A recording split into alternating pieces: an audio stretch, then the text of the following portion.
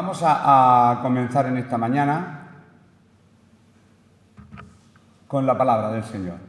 El título es La multitud escoge a Barrabás. Y si se quiere abrir el archivo, ahora se ha abierto el archivo. La multitud escoge a Barrabás. Y vamos a leer en el libro de Mateo, capítulo 27, del 15 al 23. Vamos a leer y ya al finalizar pues oraremos y daremos gracias a Dios por su palabra. Dice bien, ahora bien, en el día de la fiesta acostumbraba el gobernador soltar al pueblo un preso, el que quisiese. Y tenían entonces un preso famoso, no era un preso cualquiera, un preso famoso, llamado Barrabás. Reunidos pues ellos les dijo Pilato, ¿a quién queréis que os suelte? ¿A Barrabás o a Jesús, llamado el Cristo?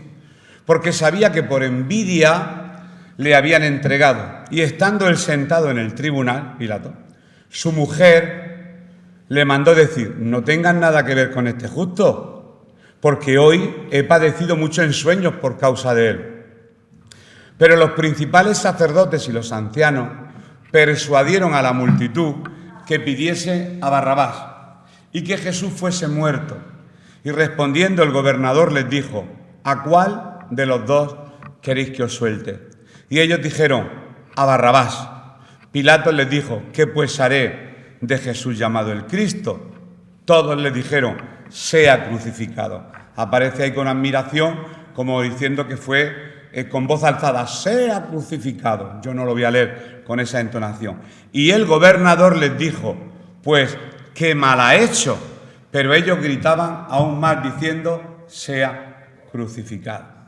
Hasta aquí la palabra, o la porción de la palabra que en esta mañana, pues con la ayuda del Señor, vamos a ir desglosando un poco y sacar, como siempre, una enseñanza espiritual para nuestras vidas. Porque la palabra habla por sí sola.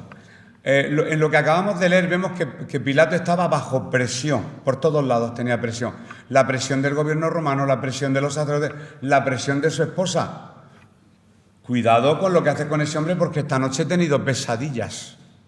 Literalmente dice, he tenido pesadillas, dice otra traducción de las Escrituras. He soñado con este hombre es inocente, te vas a manchar las manos de sangre. Cuidado con lo que vas a hacer. Y la primera impresión que podemos sacar del texto es que Pilato estaba bajo una fuerte presión. ¿Por qué? Porque veía la intención de los principales sacerdotes, los ancianos, lo sabemos por las predicaciones de antaño, miembros del Sanedrín, los que después lo habían apresado, llevado a Anás, a Caifás. Había pasado por todos sitios, estaba donde Pilato y queda un cuarto lugar donde ir. A Jesús lo pasearon de una forma vil y cruenta por 4 lugares. Y ahora vamos a ver el cuarto lugar. Después de Pilato va a un cuarto lugar y vuelve de nuevo a Pilato, para que sepamos el recorrido desde que lo cogen en el huerto de los olivos hasta que posteriormente le crucifican. ¿Qué acusaciones tenía Jesús? Las sabemos, pero las recordamos porque si quizá alguien hoy se incorpora a la línea de predicación. Primero, había sido acusado de ser un sedicioso. La sedición consiste en levantar al pueblo contra un gobierno, una sedición, una manifestación, una huelga que incitaba a la gente a no pagarle impuestos al César. Y eso no es así. Porque cuando a Jesús se le acercan a decir, ¿es lícito que paguemos los impuestos al César? Y Jesús, conocéis la respuesta, muéstrame una moneda, de quién es la inscripción y la moneda. Se han encontrado restos de monedas. Es bueno visitar museos allá en la tierra de Israel y también por aquí hay monedas. Tenemos en Cartagena, lo primero que apareció al hacer el teatro romano fue una inscripción del emperador Tiberio. Por lo tanto, en Cartagena tenemos un sello de un emperador de la época de Jesús. Estamos relacionados en cierta manera. Somos el Mediterráneo, igual que Jesús que estaba allá, a orillas del Mediterráneo. Sedicioso. Incitaba a la gente a no pagar impuestos al César cuando él no dijo eso. Él dijo, dad al César lo que le corresponde al César y a Dios lo que le corresponde a Dios. Por otro lado, se le acusaba de que él se había proclamado rey. Cuando Pilato le pregunta, ¿eres tu rey? Jesús le dice, tú lo has dicho. Pero él no hablaba de un reino natural, con vasallos. Él hablaba de un reino espiritual. Claro que Jesús es el rey. No es el rey, es el rey de reyes. Por encima de cualquier gobierno que haya en este planeta, Jesús es el rey con mayúscula, de reyes. Bien, pues a pesar de todo esto, todavía Pilato no lo tenía claro. En el proceso de Pilato quizá también podríamos ver el proceso de nuestras vidas. Cuando empezamos a escuchar el Evangelio, no lo teníamos muy claro. Hay personas, quiero que sepáis, que después de 25 o 30 años todavía siguen sin tenerlo claro. No penséis que es que lo tienen claro. No, siguen sin tenerlo claro. Y de hecho no saben dónde ubicarse. Todavía no lo tienen claro, ya han pasado muchos años. Y me venía, esto es un paréntesis a la mente, en los niños, en los institutos, hay unas asignaturas que se llaman optativas, es decir, que hay unas obligatorias que tienen que entrar en el aula sí o sí, y otras que son optativas y tú puedes escoger, de libre elección. ¿Y sabes lo que hacen? Se te cuelan en el aula de católica, se te cuelan en el aula de evangélica, se te cuelan en el aula de valores, se van colando, y van viendo a ver qué profesor le gusta más, le gusta menos, y van haciendo el paripé y parece que pertenecen a esta clase, pero yo no le tengo en lista. Digo, oye, que tú no eres mío, tú eres del Islam. No, que tú no eres mío, tú eres de valores éticos. Y eso a veces también ocurre en la iglesia. ¿De dónde somos? ¿En dónde estamos?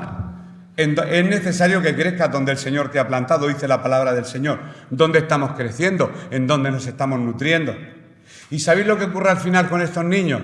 Que si yo no lo tengo en la lista no lo puedo aprobar. Y como no va a la clase del otro tampoco puede aprobarlo. Y al final suspenden. ¿Por qué? Por no estar en el lugar idóneo, en el lugar que le corresponde. Por eso tenemos que orar para que Dios nos coloque en el lugar idóneo. Donde Él nos quiera. Allí es donde debemos de servirle. Bien, sigo adelante. No lo tenía claro. Pilato no tenía claro qué hacer con este hombre y recurrió, quemó todos los cartuchos, los quemó absolutamente todos. Se enfrenta a la siguiente situación, Pilato. Perdonad por la voz, pero ya empieza el curso y ya mi voz empieza a afectarse. Primero, hacer lo correcto, pero era difícil hacer lo correcto porque tenía que liberar a Jesús y se le habría echado el pueblo encima. Si por Pilato hubiera sido, Pilato le hubiera liberado. O simplemente condenar a muerte a un inocente. Es que imaginar qué opciones tenía. O hago lo correcto y lo suelto y se me echa el pueblo encima, o lo condeno a muerte, pero mi conciencia se queda manchada para toda la vida porque yo en el fondo de mi corazón sé que este hombre es inocente. Pilato lo tenía clarísimo y tenía un gran dilema y una gran presión. Claro, cuando las cosas se razonan. Y el tema es que la vida cristiana o el cristianismo es lo único no razonable. La vida cristiana no consiste en razonamiento, sino en obediencia. Y esto es más complejo. En el ejército se tiene claro, ¿verdad? Clarísimo. Cuando estamos en el trabajo lo tenemos claro quién es el jefe, pero cuando estamos en la iglesia, todos queremos ser indios o todos queremos ser americanos. Y ese es el problema. La Iglesia de Cristo también tiene un gobierno. Sabemos que la cabeza principal es Cristo. Eso yo no lo dudo. Sabemos que tampoco podemos enseñorearnos de las almas, tampoco. Esta Iglesia, gracias a Dios, no tiene ese problema. La primera pregunta de Pilato es decir, yo no lo tengo claro, así que doy a elegir a la gente. ¿A quién escogéis? Sentiros con libertad. Nadie os vaya a presionar. Tenéis que estar donde queráis estar. Podéis hacer lo que queráis. Y hemos leído, porque ya lo hemos leído el texto, en los 3 primeros versículos del 15, en los 4 primeros, hemos leído lo siguiente. Ahora bien, era el día de la fiesta. Recordad que estamos en el Pesaj, en la fiesta de la Pascua. Y acostumbraba el gobernador soltar al pueblo un preso. En España también ocurre, en un pueblo de Córdoba, creo. El que quisiesen. Y tenían entonces un preso famoso llamado Barrabás. Reunidos pues ellos, le dijo Pilato, ¿a quién queréis que os suelte? ¿A Barrabás o a Jesús, llamado el Cristo? Porque Pilato sabía que por envidia le habían entregado. Pilato estaba acostumbrado a ver desfilar por delante de cientos, miles de reos como la policía. Ese refrán que dice que la policía no es tonta, ¿verdad? Tú le ves, le vio la cara a Jesús, y dijo, no, es que este hombre no se merece la muerte. Pilato era una persona inteligente. Y aunque dicen algunos escritores del siglo I, no bíblicos, extrabíblicos, que era un hombre de carácter, desconectado y conectado con el emperador, le mandaba los informes que él quería, porque al estar en la lejanía y ser un enviado de Roma tenía que informar. Las cartas tardarían más que... Yo, por ejemplo, tengo cartas que me dio Antonio de aquí, de esta congregación, cartas del año 1899, fabulosas, lo sabéis, ¿no? En Cartagena o en La Unión a 1 de febrero de 1899, donde los misioneros que estaban en esta iglesia daban cuentas, rendían cuentas a los hermanos en Inglaterra de cómo iba la obra en Cartagena. Y así funciona la obra de Dios, rindiendo cuentas. Rindiendo cuentas no es pidiendo permiso, es informando.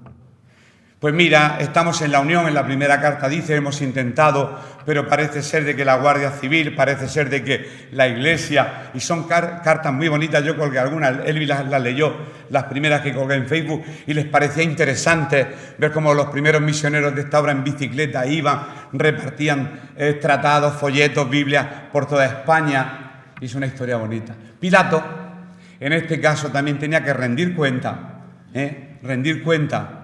al emperador de Roma de lo que allí estaba ocurriendo. Era una persona de experiencia en su puesto como procurador y sabía reconocer a un sedicioso nada más verlo. Mira, yo he ido a acompañar a chicos de centros de rehabilitación delante de jueces, no voy aquí a alardear de nada, pues unas 30, 40 veces, el reo y el juez y el responsable del centro de rehabilitación sentado. Y el juez le mira la cara y ya sabe el juez de qué va. Los jueces no son tontos, los jueces no son tontos. Hay el testimonio de un chico que antes de sentarse delante del juez, él se convierte a Cristo de verdad. No es que se apunta a ninguna religión, sino que su corazón es transformado, que no es lo mismo. Y le dice al juez, señor juez, yo lo hice, yo robé, pero es que yo estaba bajo el efecto de la droga. He conocido a Cristo y hace tanto tiempo que yo no consumo. Y el juez le absuelve. Le absuelve por sinceridad, porque la verdad nos hace libres. Nunca. Vamos, una ilustración mejor que esa, la verdad os hará libres. Me llama y me dice, ¿qué le habéis dado a este chico? La verdad, que es Cristo. Y la verdad le hizo libre el contar la verdad. Normalmente el juez sabe que cuando sienta a un chico delante, ¿y por qué? No, yo no fui, es que resulta que mi amigo, que yo, ¿qué tal? Sabéis cómo somos. Yo no he sido, eso ha sido Domingo. Yo, Paco, ¿qué va? ¿Qué dice? ¿Qué está hablando? Y seguimos siendo iguales y no nos damos cuenta.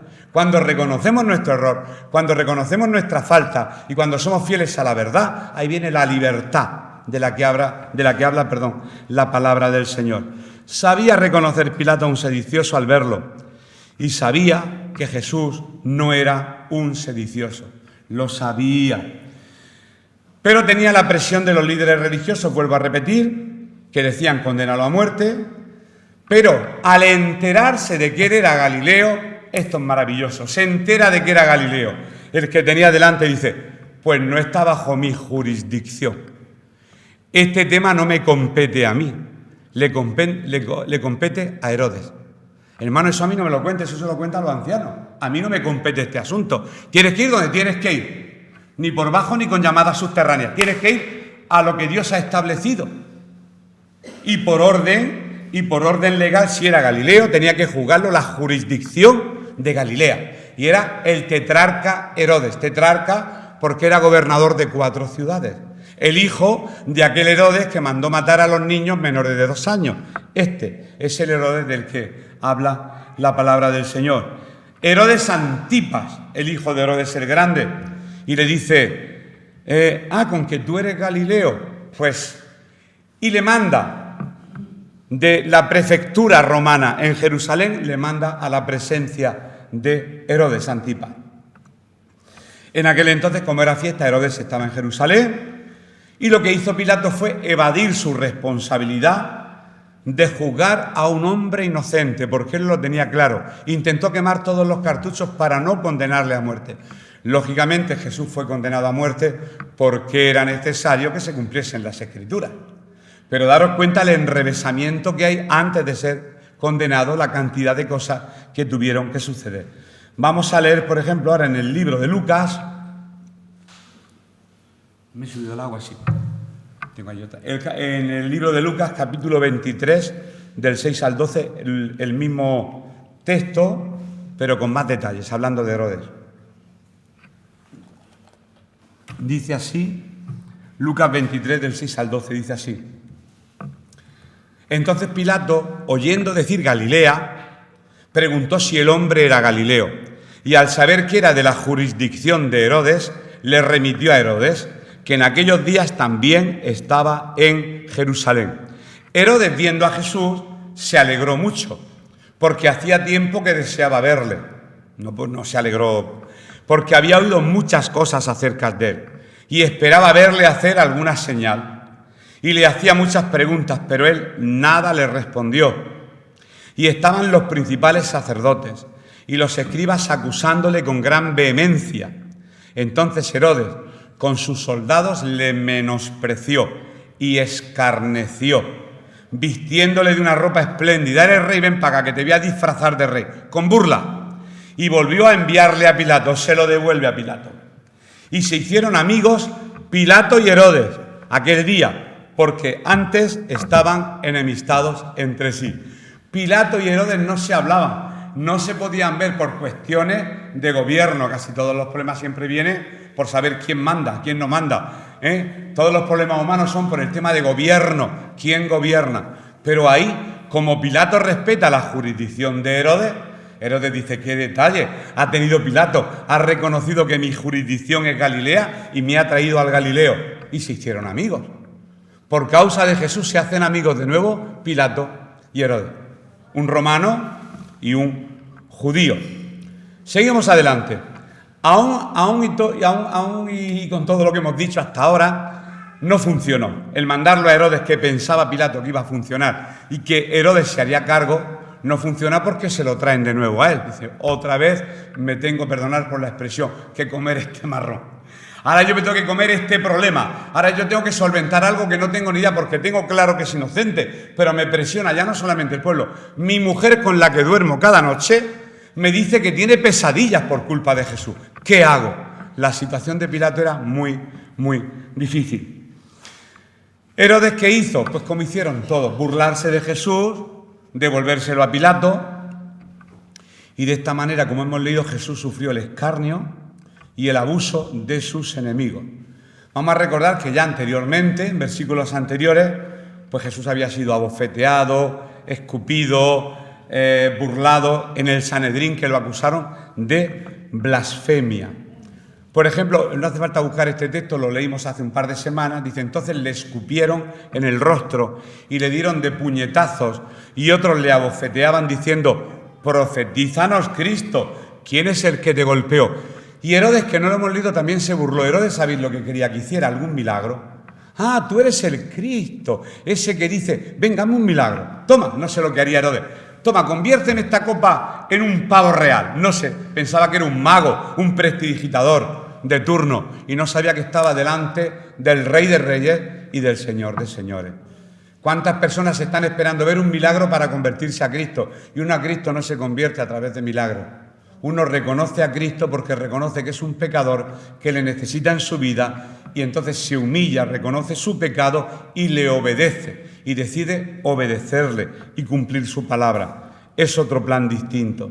Después de los desprecios de Herodes, Jesús es llevado, como he dicho, me repito, de nuevo ante Pilato, el cual, después de considerar el caso, les dice a los líderes religiosos de los judíos, mira, pues lo siento, dice Pilato, que no veo ningún delito.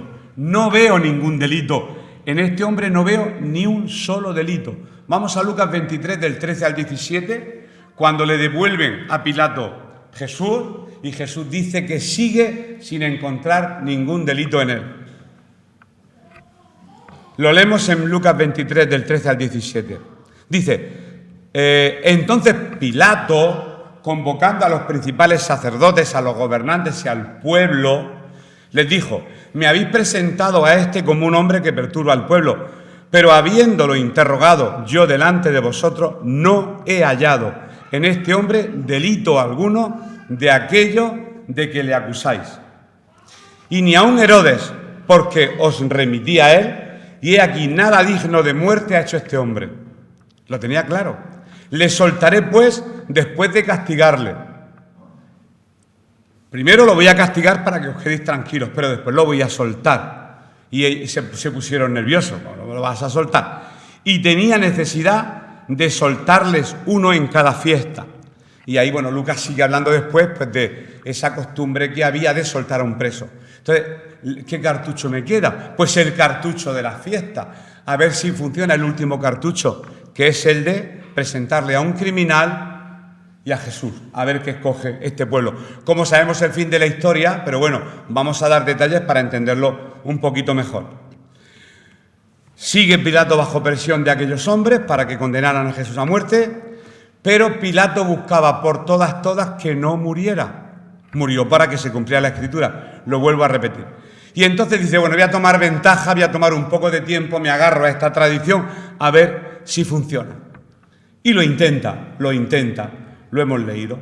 Ahora bien, en el día de la fiesta acostumbraba el gobernador soltar al pueblo un preso, el que quisiese. Les daba a elegir.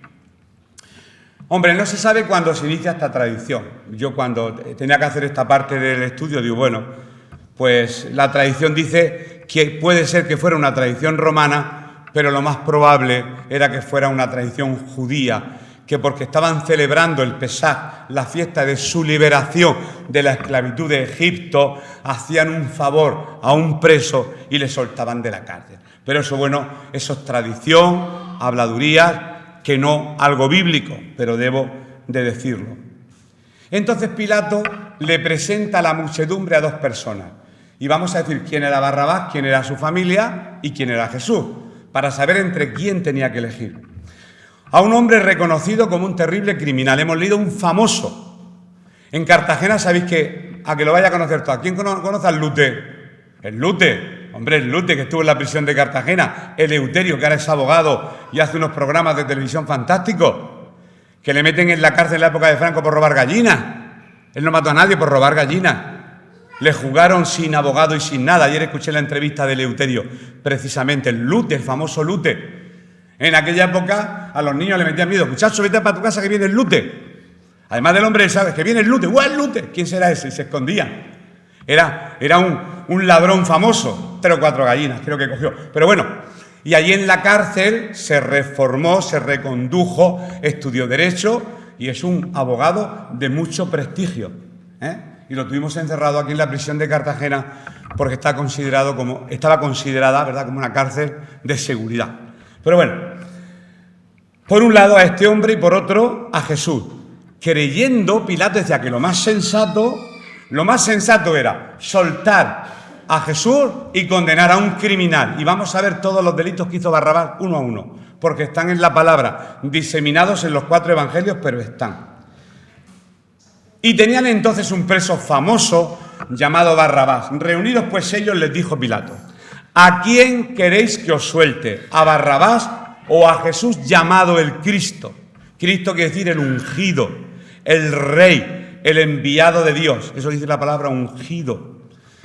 Porque sabía que por envidia le habían entregado. Pilato tenía claro que lo habían traído por envidia. ¿Envidia de qué? Pues también vamos a hacer un listado de los motivos de esa envidia. Pero antes vamos a ver lo que quiere decir aquí en este texto la palabra envidia. Bueno, en el original griego quiere decir, igual que en español, esta palabra, que es zonos en griego, pues si lo buscas en la RAE, lo buscas en la traducción griega, dice lo mismo, dice: el sentimiento de disgusto producido al ser testigo u oír de la prosperidad de otro. Cuando nos enteramos de que una persona prospera y nos gana la envidia, yo quisiera estar en lugar de él. Esa es la envidia. Repito, sentimiento de disgusto producido al ser testigo u oír de la prosperidad de otros. Esa es la envidia que tenía. ¿Y de qué estaban envidiosos? De lo siguiente: de la autoridad y santidad de Cristo. ¿Sí? Acusadme, decidme qué falta he cometido. Él se atreve a decir: venga, que sois capaces de empezar a hacer una lista con mis... Nosotros sí podemos hacerlo entre nosotros, porque como nos conocemos aquí sabemos de qué picojeamos todos. Aquí no nos escapamos ninguno. Aquí no nos escapamos, y eso es lo maravilloso, que conociéndonos, ¿para qué nos vamos a ir a otro sitio? Porque en todos sitios se cuece nada. Entonces, como nos conocemos entre nosotros y sabemos de qué picojeamos cada uno, pues prefiero soportarte a ti, que tú me soportes a mí, e ir puliendo nuestras asperezas en el amor de Cristo y ver cómo Cristo me santifica y cómo Cristo te santifica. Eso, por un lado, la autoridad y la santidad. Cristo era santo. Segundo, vieron que tenía poder para sanar enfermos y para echar fuera demonios. Y ellos se supone que eran los intérpretes de la ley, y no sé cuántos demonios se habrían echado en los últimos 5 años. Bueno, en la película de Chosen se inventan algunas cosas y se ve como un fariseo intenta expulsar un demonio y no puede. Y después va Jesús y rápidamente saca el demonio y claro, los fariseos, pues, pero es película. Yo voy a la realidad. ¿De qué tenían envidia? De la popularidad que gozaba delante de la gente y por eso deseaban matarlo. No nos gusta que otros prosperen. Hay gente que llega en lo último y se colocan los primeros, Eso como puede ser, de la popularidad, pero eso es muy humano. Y tenían envidia por esos 3 motivos, su autoridad y santidad, su poder para sanar y expulsar y de su popularidad. Ahora bien, ¿quién era Barrabás? ¿Quién era Barrabás? La palabra Barrabás literalmente es hijo del padre. ¿Pero de qué padre? Porque si Barrabás es padre, o sea, y Bar, que es hijo, hijo del padre, Barrabás. Bien, no era un nombre propio, sino un calificativo, lo vais a entender. No era un nombre propio, sino un mote. El otro día fui a una iglesia y me dice un hermano, oye, ¿te vienes a la iglesia del Chispa? ¿Quién es el Chispa? Pues el Chispa es fulanito, pero el Chispa, si es soldador, pues le han puesto nombre el Chispa. A mí me decían, Domingo, ¿cómo me decía mi mote que me decían en la iglesia? El de la rueda. O no, yo no era el de la rueda. ¿Sabéis por qué me decían a mí el de la rueda? Porque mi padre tenía un bar que se llamaba Bar La Rueda. ¿A que sí, el vi? Domingo, ¿pero qué domingo? Porque habían 2, el que predicaba y yo. Pues el de la rueda. El pastor no, el de la rueda. Y yo era el de la rueda. Pues Barrabás no es un nombre propio, no es un nombre de onomástica, es un apelativo, un calificativo. Bien, estos simplemente son datos nada más. Lo que sí se sabe es que era hijo de un principal de la aristocracia, no era un barrio bajero, no, de la aristocracia, pero al padre le había salido un hijo, pues criminal, homicida, ladrón, que a ver los ailos. Yo siempre hablo de películas, lo siento, soy muy cinéfilo, pero en El Pico sale un chico que es drogadicto, que es hijo de un guardia civil, y se ve el tejimeneje porque, claro, si es de un barrio no pasa nada, pero ser drogadicto ya de la élite ya es distinto, ya hay que tratarlo de otra forma. En este caso, este sí que era sedicioso, ladrón y homicida, y estaban demostrados todos y cada uno de sus crímenes. Bien, seguimos. Ahora vamos a ver lo que dicen los 4 evangelistas de Barrabás para definir su personalidad. Lucas 23, 19. Lucas 23, 19 dice algo de Barrabás. Barrabás, hijo del padre. Padre porque seguramente a todos los que llamaban así eran que sus padres pertenecían a la aristocracia padre. Eso según los libros de historia, no según la Biblia. Bien. Barrabás, había sido echado en la cárcel por sedición en la ciudad y por un homicidio.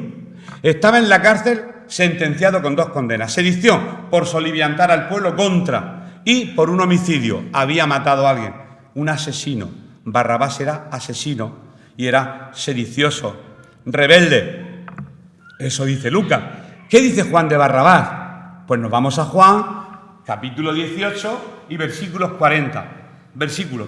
40, para ver qué es lo que dice el apóstol Juan con respecto a Barrabás. Entonces todos dieron voces de nuevo diciendo, no a este, sino a Barrabás. Y Barrabás era ladrón. Ya tenemos más características: sedicioso, homicida y ladrón. Lo dice la palabra. El pueblo, lo conocían, sabían quién era.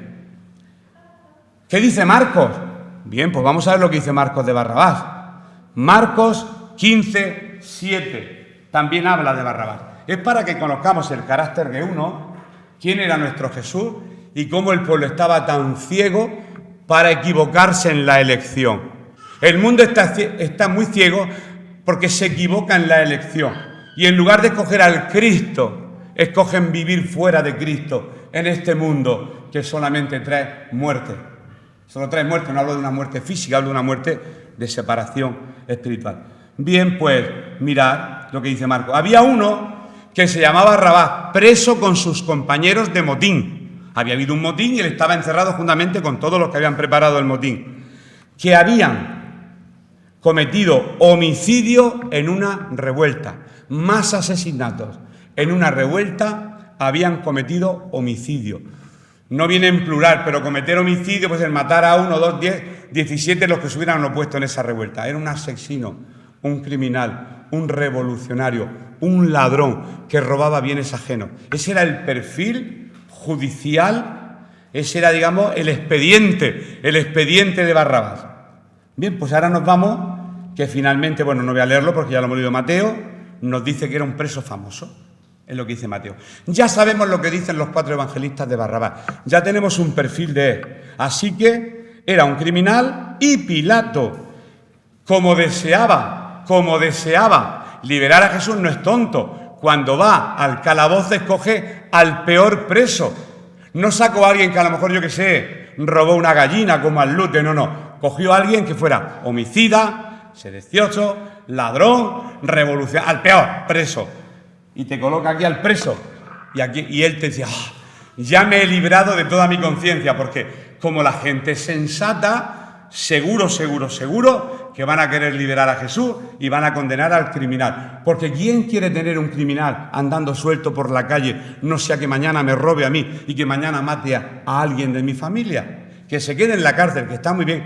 Si este hombre lo único que hace dice que hace milagros, que es hijo de Dios, hijo de un carpintero, no es tan peligroso. Pero para que veáis que la sensatez no es precisamente lo que en ese caso primó. No fue la sensatez, fue otra cosa. Fue el cumplimiento de la palabra y la locura del ser humano, que no sabe escoger. La mujer de Pilato, estoy con la mujer de Pilato. En el versículo 19 de Mateo 27 que hemos leído en esta mañana. Y estando él sentado en el tribunal, su mujer le mandó decir, no tengas nada que ver con este justo, porque hoy he padecido mucho en sueños por causa de él. Si Jesús, yo no sé el día que lo mataron, si fue miércoles, jueves, yo no voy a entrar en esa cuestión. Pues la noche anterior la mujer tuvo una pesadilla. Hombre, tenía que ser una pesadilla porque para contárselo al marido tuvo que ser algo gordo. Oye, que yo estoy inquieta, que anoche menuda pesadilla tuve con este hombre, como lo mates, no sé ni lo que soñaría. La Biblia no describe el sueño, sino cómo se encontraba la esposa de Pilato y que se lo comunica a él. Así que fijaros la presión con la que he empezado hablando, mientras que se daban todos estos acontecimientos. Una mujer, la esposa de Pilato, había tenido un sueño perturbador, tanto que tuvo que decírselo al marido. Mira, no he podido dormir en toda la noche. No hay muchos detalles en cuanto a esta mujer, a excepción de lo que leemos en Mateo. Por la historia se sabe que su esposa se llamaba Claudia Prócula, una prosélita al judaísmo. Prosélita es decir, convertida al judaísmo. Es lo que se sabe. E incluso hay un texto que sí me gustaría leer, que se encuentra en 2 de Timoteo 4, 21. No hay seguridad al 100%, yo diré lo que sí es cierto, ¿no? Pablo la nombra como una recién convertida. Al no decir el apellido, no sabemos si se refiere a ella, pero muchos eruditos dicen que sí. Tenéis libertad en casa de coger todos los comentarios que tengáis. ¿Qué dice la historia que no la Biblia de Claudia, de la esposa de Pilato, que vio en Cristo que realmente era el Hijo de Dios? Ella estaba convertida al judaísmo, conocía la Torá, conocía la profecía mesiánica y vio en él al enviado de Dios. Y posteriormente se convirtió. Y Pablo le nombra aquí en 2 de Timoteo en un listado, aunque no hay certeza al 100%, y debo de decirlo. Dice 2 de Timoteo 4:21, procura venir antes del invierno. Eubulo te saluda, y Pudente, Lino, Claudia y todos los hermanos. Claudia era un nombre romano, Claudia y Claudia. Podría ser otra romana que se llamara Claudia, pero lo más seguro dicen casi todos que era la esposa de Poncio Pilato, Claudia Prócula. Sería una maravilla, para fortalecer nuestra fe de ver que la misma presencia de Jesús, vilipendiado, lleno de sangre delante del esposo, que no sabía qué hacer, a ella se le perturba el sueño. No tenemos ni idea lo que el Señor hizo en la vida de esta mujer. Pero vamos leyendo la Biblia de corrido y en el camino quedan muchas cosas hechas por nuestro Señor. Como sea, este anuncio debió de haber presionado más a Pilato acerca de este asunto y ahí dijo, ¿qué hago? ¿Qué hago con este hombre? Última parte de la predicación, exposición. El pueblo escoge a Barrabás, lo sabemos. Hemos leído.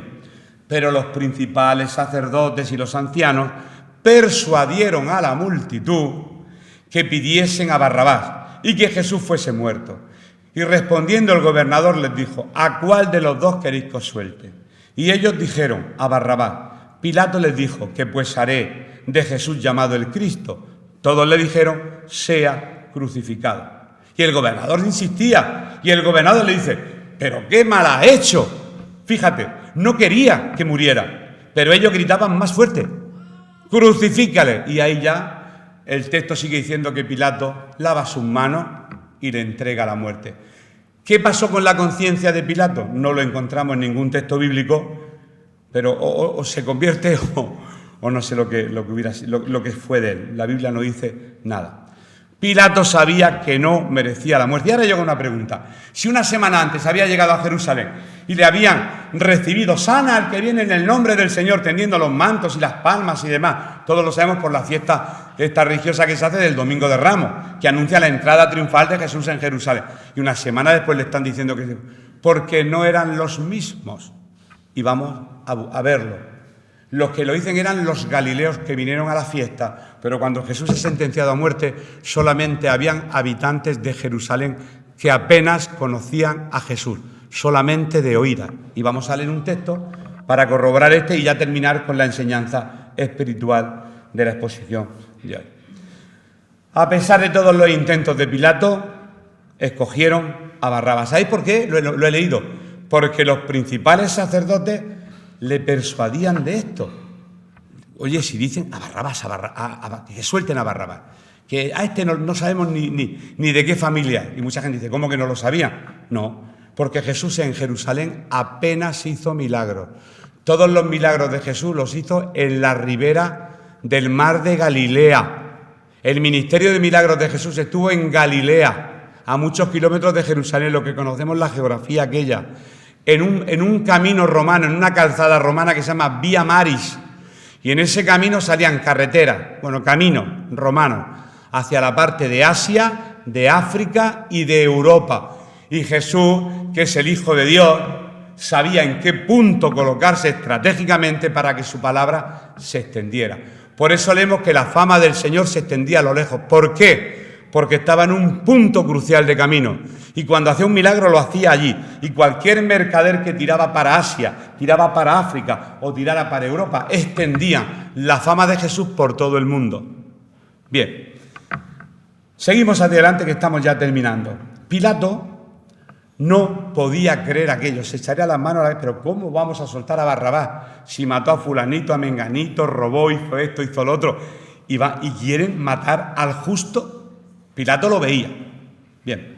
Pues la pregunta que os he hecho de por qué esa entrada triunfal en el domingo, la gente lo aclamaba diciendo sana, esto lo tenemos aquí, por ejemplo, en Mateo 21, 8, 9, que también lo hemos estudiado porque ya estamos terminando. Nos queda un capítulo para terminar este evangelio.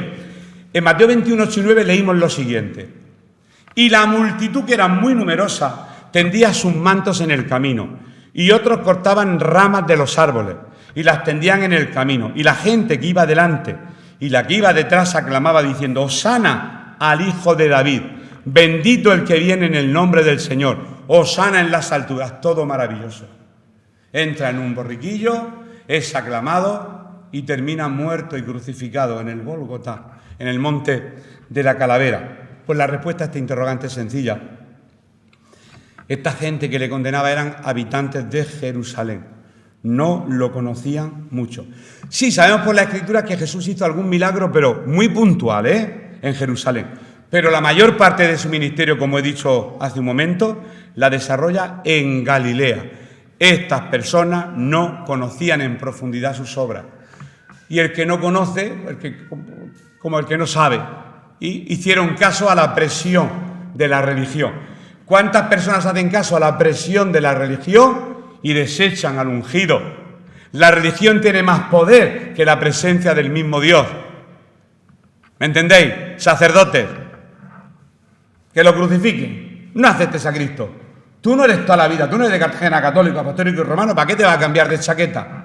O le diríamos a un musulmán, tú todavía no has sido del Islam, ¿para qué te vas a cambiar de chaqueta? Di que lo crucifiquen. Presión religiosa. Casi siempre la presión religiosa hace que la gente rechace al mismo Cristo. Y eso ocurrió en ese momento. Le mandaron crucificar por culpa de la presión religiosa.